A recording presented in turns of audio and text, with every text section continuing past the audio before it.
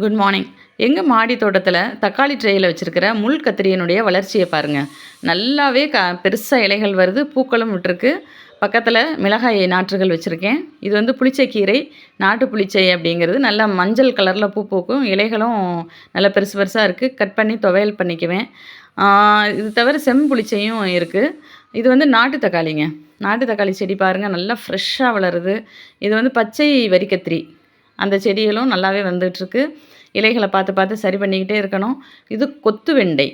நம்ம ஹைட்டுக்கு மேலே வந்துட்டு கொத்து கொத்தாக காய்கள் வந்து நிறையவே வைக்கிது. நார்மல் வெண்டை மாதிரி இல்லாமல் கொஞ்சம் வித்தியாசமாக இருக்குது. இது வெற்றிலை வள்ளி கிழங்கு. இலைகள் வந்து வெற்றிலை மாதிரி இருக்கும், கீழே வந்து கிழங்கு வைக்குங்க. நிறையவே கொடி மாதிரி படர்ந்து போகும். ஒரு ஸ்டேஜில் அது பழுத்து உதிர்ந்தோடனே நம்ம எடுத்துடணும். வெள்ளை நீல கத்திரிக்கு கீழே பாலக்கீரை போட்டிருக்கேன். பாலக்கீரை மலையில் அப்படியே சாஞ்சிருக்கு. அந்த இலைகள் கீழே உள்ள பூச்சிகளை பூரா பார்த்து பார்த்து ரிமூவ் பண்ணி எடுத்துக்கிட்டே இருக்கணும். கொஞ்ச நாள் கழித்து இதுக்கு பூச்சி தெளிப்பான் வந்து பயன்படுத்தணுங்க. பூச்சி விரட்டி பயன்படுத்தினா ஓடியே போயிடும் பூச்சி எல்லாமே.